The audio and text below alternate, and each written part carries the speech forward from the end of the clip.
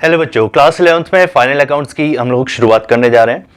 तो मैं आप लोगों को कुछ इंपॉर्टेंट चीज़ जो इसके प्रीवियस चैप्टर्स में जो आप लोगों ने पढ़ी है उसको जस्ट रिकॉल करवा रहा हूँ, ताकि आप लोग सेम पेज में आ जाएं जहाँ पर को हम लोग उसको कॉमन अंडरस्टैंडिंग रखें, जहाँ से आपको समझने में थोड़ी आसानी हो।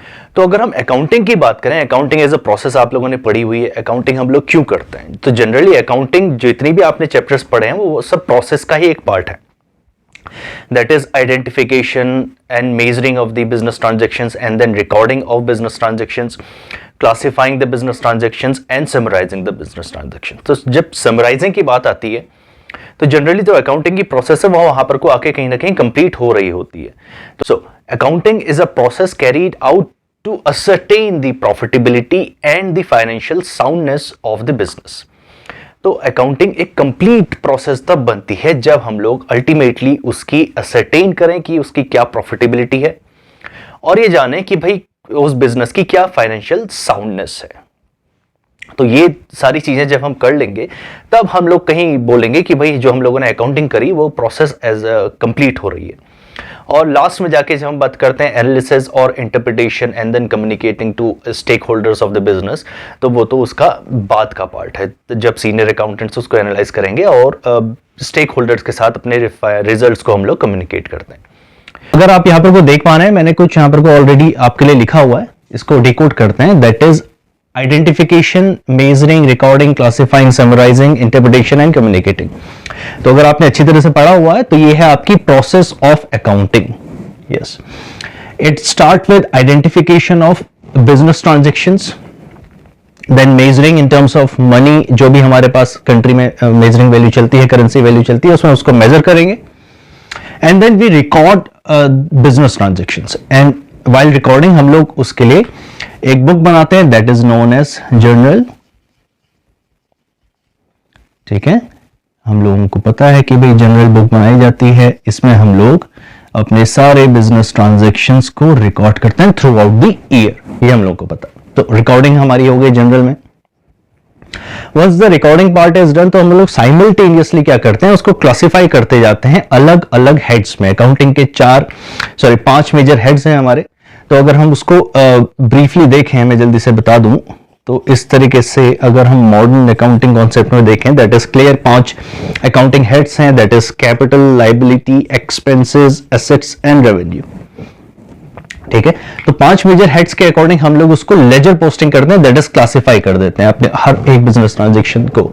सेल के अलग, परचेज के अलग, एक्सपेंसेस के अलग, एक्सपेंसेस को अलग अलग नाम के हिसाब से हम लोग उसको ट्रांसफर करते जाएंगे। Same goes with assets and similarly for revenue part. So classification हमारा होता है लेजर्स में, दैट इज LED, लेजर्स में।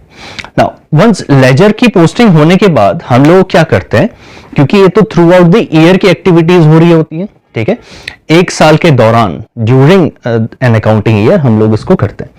नाउ जब हमारी लास्ट की बात आती है, जो इस चैप्टर का भी क्रक्स है, जो मैं आपको बताने वाला हूं, कि जब समराइजिंग की बात आएगी, सबको एंड करने की बात आएगी, क्योंकि कहीं ना कहीं जो भी बिजनेस चला रहा है वो जानना चाहेगा कि भाई जो हम लोगों ने थ्रू आउट द बिजनेस, हम लोगों ने ईयर में जो बिजनेस एक्टिविटीज करी हैं, उसमें क्या हम लोगों को एक्टिविटीज में प्रॉफिट अर्न हुआ है या कहीं लॉस तो नहीं हो गया है, और क्या हमारी फाइनेंशियल पोजीशन रही इस साल के दौरान। तो वो निकालने के लिए हम लोगों को समराइज करना पड़ता है, सारी चीजों को टोटल करना पड़ता है, और वो टोटल करने के लिए हमारे पास 3 तरीके। तो समराइजेशन में जैसे कि आप लोगों ने 3 चीज मैं बता रहा हूं आपको होती है। तो पहली आप लोगों ने ट्रायल बैलेंस बनाया होगा बेटा, ट्रायल बैलेंस किया होगा। इसी ट्रायल बैलेंस में हम लोग क्या करते हैं, एक सिंपल सा अगर मैं फॉर्मेट आपको दिखा दूं, ये मेरा हो गया डेबिट, ये हो गया क्रेडिट, दिस आर पर्टिकुलर्स या फिर अकाउंट हेड हो गई, और यहां पर को लिख देंगे सपोज कि हमारे रेंट है। तो साल के दौरान जितना भी हम लोगों ने रेंट पे किया होगा उसका एक फाइनल अमाउंट हम लोग लिखेंगे, वो फाइनल अमाउंट हम लोग लिखेंगे। और ऐसी सारे के सारे अकाउंटिंग हेड जो भी हम लोगों ने लेजर पोस्टिंग करी थी उसको यहां लेके आएंगे। लाइक क्रेडिटर्स, अगर हमारे टोटल क्रेडिटर्स कितने होंगे उनका अमाउंट हम लोग लिख देंगे, इतने हमारे साल के दौरान इतने टोटल क्रेडिटर्स हैं। और हर एक अकाउंटिंग ट्रांजैक्शन जो हम लोगों ने नोट किया था उसका हम लोग पोस्टिंग करते जाएंगे और एक स्टेटमेंट बना लेंगे, that is known as trial balance. क्योंकि बच्चों ट्रायल बैलेंस एक बहुत इंपॉर्टेंट चैप्टर है हमारे उसमें, क्योंकि एक कनेक्टिंग लिंक होता है लेजर्स और ट्रेडिंग, मतलब फाइनल अकाउंट्स की तरफ ले जाता है हम लोगों को, तो वो एक कनेक्टिंग लिंक की तरह होता है। तो ब्रिज का काम करता है कि भाई जो हम लोगों ने यहां पर तक प्रोसेस करी हुई है उसको अब हम फाइनल अकाउंट्स में कैसे असरटेन करेंगे, ताकि हम लोगों को पता चल पाए कि कितना profit through out the year हम लोगों ने कितना प्रॉफिट हुआ है, लॉस हुआ है और फाइनेंशियल पोजीशन क्या है। तो यहां पर तक हम लोगों को सब पता है, यहां पर तक हम लोग करते हुए इसको आए हैं। तो ट्रायल बैलेंस बनाने के बाद हम लोग फाइनल अकाउंट्स की तरफ मूव ऑन हो जाते हैं। अभी मैं आपको ब्रीफ कर रहा हूं कि होता क्या है वो, और उसके बाद हम लोग करते हैं अपनी एनालिसिस करते हैं, इंटरप्रिटेशन देते हैं उसमें, और फिर कम्युनिकेट करते हैं अपने रिजल्ट को स्टेक होल्डर से, बिजनेस के स्टेक होल्डर से हम लोग उसको कम्युनिकेट करते हैं। Now, this analysis and interpretation and this particular part is done by senior accountant CAs, जो उसको एनालाइज करेंगे कि भाई पास्ट ईयर से अभी क्या हुआ रहा है, या फिर दूसरी कंपनी से इसको कंपेरेटिव एनालिसिस करेंगे।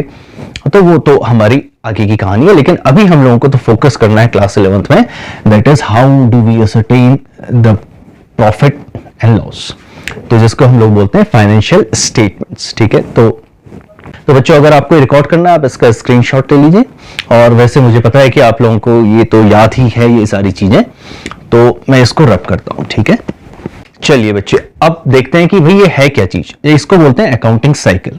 अकाउंटिंग साइकिल हमारी शुरू होगी बिजनेस ट्रांजैक्शंस को आइडेंटिफाई और मेजर करने से।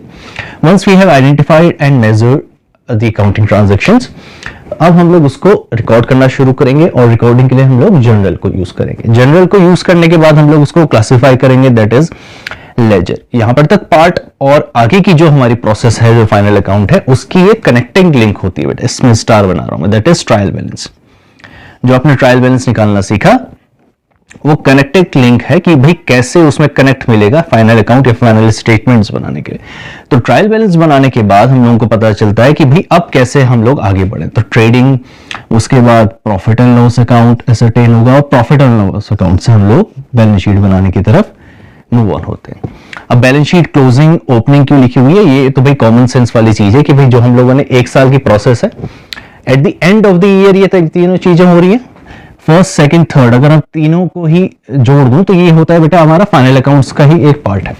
मतलब फाइनल अकाउंट्स में हम लोगों को इतनी मेहनत करनी है कि ट्रेडिंग अकाउंट बनाना है, profit and loss, and then balance sheet बनानी है। तो ये तीन पोर्शन जो फाइनल अकाउंट्स के हैं, इसको कनेक्ट करता है ट्रायल बैलेंस, और जब हम साल के अंत में अपनी बैलेंस शीट निकालते हैं उसके बाद वो क्लोज हो जाती है, that is known as closing balance sheet. और जब वहीं पर से हमारा नया साल शुरू होगा, क्योंकि अकाउंटिंग तो भाई कंटिन्यूअस प्रोसेस है, कंटिन्यूअस प्रोसेस, तो अब ये जो क्लोजिंग है ये ऑटोमेटिकली बन जाएगी अगले साल के लिए ओपनिंग बैलेंस शीट, और यहां पर से फिर हमारा ये काम फिर शुरू हो जाएगा। फिर नेक्स्ट ईयर के लिए फिर से उसको रिकॉर्ड करेंगे, फिर क्लासिफाई करेंगे, तो ये करेंगे। तो अगर आप इसको जल्दी से रिकॉर्ड करना चाहते हैं तो इसको रिकॉर्ड करिए कि ये प्रोसेस किस तरह हमारी चल रही है। ठीक है, चलिए अब आते हैं सबसे इंपॉर्टेंट काम जो है हमारा, कि भाई फाइनल अकाउंट्स को आपको अब समझना है। ठीक है, अभी तक आपने देखा कि कैसे हम लोगों ने अकाउंटिंग करी थी, क्या उसकी प्रोसेस रहती है।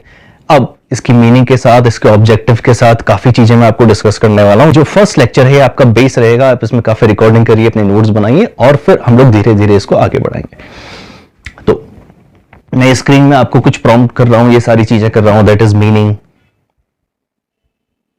ठीक है बच्चे, तो यहां पर कोई काफी अच्छी लाइन लिखी हुई है जो आपको मीनिंग में दिख पा रही होगी कि फाइनेंशियल स्टेटमेंट्स क्यों बनाया जा रहा है, जो मैंने हाईलाइट भी किया हुआ है आपके लिए। जो फाइनेंशियल स्टेटमेंट इसलिए बनाया जा रहा है ताकि एक बिजनेसमैन या फिर बिजनेस जो भी है वो पता लगा सके कि भाई उसने थ्रू आउट जो काम किया है उससे उसको प्रॉफिट हुआ है नहीं है, तो उसको बोल सकते हैं कि to ascertain the profitability and to know the financial position of the business. तो इस चीज के लिए हम लोग फाइनल अकाउंट्स को या फिर फाइनेंशियल स्टेटमेंट्स को बनाते हैं। ठीक है, अब मैं इसका अगर एग्जांपल दे दूं आपको, बड़ा सिंपल सा है। साल भर आपने पढ़ाई करी, साल भर पढ़ाई करने के बाद जब आपके पास रिजल्ट जब आएगा तो वही एक कंपनी का भी रिजल्ट होता है। जैसे आपका पास परफॉर्मेंस एनालिसिस होगी कि भाई जो आपने फाइनल पेपर में जो भी करके आए हैं उसका जो मार्क्स आपके पास आएंगे वो आपकी फाइनल रिजल्ट होगा। ठीक है, अब आपको जज किया जाएगा कि भाई आपने अपने पर्टिकुलर सब्जेक्ट में कैसा किया हुआ है। तो बिजनेस भी अपने पर्टिकुलर डिपार्टमेंट में देखेगी कि भाई सेल्स अच्छी हुई है नहीं हुई है, या फिर दूसरी चीज अच्छी हुई है नहीं हुई है, पास्ट ईयर से कंपेयर करेगी। दूसरे जैसे आपके फ्रेंड के साथ आपको कंपेयर किया जा सकता है, वैसी कंपनी भी एक दूसरे उससे कंपेयर की जा सकती है। और कंपनी के जो रिजल्ट होंगे उसके लिए कौन कौन इंटरेस्टेड होगा वो देखने के लिए अगर आप देखें तो भाई आपके रिजल्ट के लिए कौन कौन इंटरेस्टेड होता है। जो हमने लास्ट थिंग देखी कम्युनिकेशन, जब हम कम्युनिकेशन की बात करेंगे तो भाई आपके रिजल्ट के लिए कौन कौन इंटरेस्टेड होगा। सबसे पहले तो आप हैं, आपके टीचर्स हैं जिन्होंने आपके पीछे मेहनत करी हुई है, आपके पेरेंट्स हैं, आपके सिबलिंग्स हैं, दोस्त हैं, रिलेटिव्स हैं, और वो सारे लोग हैं जो आपको जानते हैं। Same goes with company, company की तरफ भी हम लोग वही चीज देखेंगे कि भाई कंपनी के रिजल्ट के लिए फाइनेंशियल जो रिपोर्ट होगी उसके लिए कौन कौन इंटरेस्टेड होगा। ओनर हिमसेल्फ, प्रोप्राइटर या फिर ओनर, उसका मैनेजमेंट, मैनेजमेंट के बाद उसके साथ एसोसिएटेड पार्टीज होंगी जिसको हम लोग बोल सकते हैं ट्रेड क्रेडिटर्स या फिर दूसरे पर्सनल्स, लेंडर्स होंगे जो उनको पैसा दे रहे हैं, गवर्नमेंट होगी, टैक्स अथॉरिटीज होगी, और मैनेजमेंट के साथ साथ हमारे एम्प्लॉयज होंगे, लेबर यूनियंस होंगी, और कभी कोई हो सकता है तो जैसे कोई स्टूडेंट हो गया, रिसर्चर हो गया, इकोनॉमिस्ट हो गया, ये सब हमारे इंटरेस्टेड पार्टीज रहती हैं जिसको हम लोग स्टेक होल्डर नाम से जानते हैं। तो ये हमारा जो रिजल्ट हम लोग बनाने वाला है इसके लिए इंटरेस्टेड वो रहेंगे। तो आप यहां पर वो देख पा रहे होंगे कि ऑब्जेक्टिव्स ऑफ फाइनेंशियल स्टेटमेंट या फिर फाइनल अकाउंट्स। तो अब आप इसको जल्दी से नोट डाउन करिए। अब बेसिक तो वही यही है कि भाई प्रॉफिटेबिलिटी जाननी है, फाइनेंशियल पोजीशन जाननी है, और पर्टिकुलर डिपार्टमेंट में हम लोगों को कैसा किया या फिर कैसा हम लोग कर सकते थे वो चीजें जाननी है। और ये सारे पॉइंट्स हैं, आप इसको नोट डाउन करिए और इसको अच्छी तरह से याद कर लीजिएगा। अब हम यहाँ पर को देख रहे हैं यूजर्स ऑफ अकाउंटिंग इंफॉर्मेशन, जो हम लोग फाइनल अकाउंट्स बनाएंगे उसको कौन कौन इंटरेस्टेड पार्टीज रहेंगी उसको देखने के लिए। तो आप यहाँ पर को देख पा रहे होंगे ओनर हिमसेल्फ, उसके बाद जो मैनेजमेंट है वो क्यों है, ये पूरी डिटेल है, ये 1 मार्कर आपके पास आ सकता है ऑब्जेक्टिव में। जो हमारे पर्सनल्स इंटरेस्टेड होते हैं, जो हमारे एसोसिएटेड पर्सन्स होते हैं, ट्रेड क्रेडिटर्स, वो इंटरेस्टेड होंगे क्योंकि वो शॉर्ट टर्म पीरियड के लिए, तो वो शॉर्ट टर्म हमारी प्रॉफिटेबिलिटी देखना चाहेंगे कि भाई वो हमारा पैसा, बिजनेस हमारा पैसा मतलब ट्रेड क्रेडिटर्स का पैसा कितनी जल्दी हम लोग उसको पे ऑफ कर दें। Same goes with lenders, lenders हमको लॉन्ग टर्म के लिए हेल्प करते हैं, लॉन्ग टर्म फाइनेंशियल हेल्प देते हैं हम उनको, तो वो जानना चाहेंगे कि principal as well as the interest amount क्या हम लोगों को मिलते रहेगा और प्रिंसिपल क्या हमारा सेफ रहेगा या नहीं रहेगा। उसके साथ साथ employees, workers, labour unions, economist, researcher, और गवर्नमेंट, क्योंकि गवर्नमेंट को जाननी होती है भाई काफी चीजें करनी होती हैं, प्राइस देखना होता है, प्राइस डिटर्मिनेशन और काफी चीजें, एंड टैक्स अथॉरिटीज, क्योंकि भाई इनकम टैक्स जानना है, पर्टिकुलर बिजनेस का प्रॉफिट टैक्स जानना है, कॉर्पोरेट टैक्स जानना है, एंड जीएसटी के बाद। तो अगर यहां पर तक आप लोगों को ये चीज समझ में आती है तो ये दैट इज वेरी गुड। तो हम लोग आगे इस प्रोसेस को बढ़ा सकते हैं। तो फाइनल अकाउंट्स को अगर मैं डिवाइड कर दूं तो डिवाइड करने के बाद हमारे पास 2 पार्ट्स निकल के आएंगे। एक में तो हम लोगों ने जैसे बोला था कि भाई प्रॉफिटेबिलिटी को जज करेंगे, ठीक है, प्रॉफिट,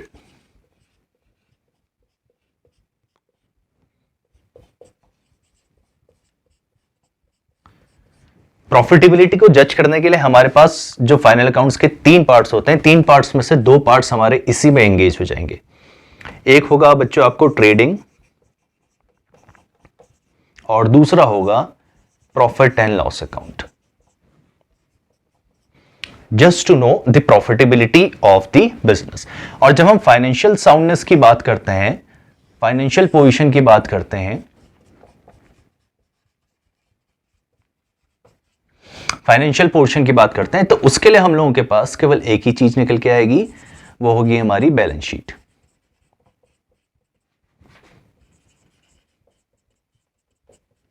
तो बैलेंस शीट से हम लोग जानेंगे कि भाई हमारी फाइनेंशियल पोजीशन क्या है। तो मैं पोजीशन यहां पर को लिख देता हूं,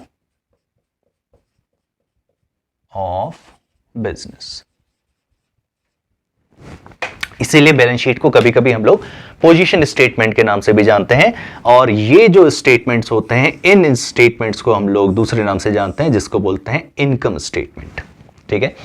तो अब इसको अभी रिकॉर्ड करिए, और ये जो पूरी सीरीज हमारी चलेगी इसको हम लोग पार्ट्स में डिवाइड करेंगे ताकि आपकी अंडरस्टैंडिंग सही हो और आप शॉर्ट वीडियोस में आप इसको देख सकें। तो ये पार्ट यहां पे को खत्म होता है, आप अपने नोट्स में इसको इंक्लूड करिए। So until then study.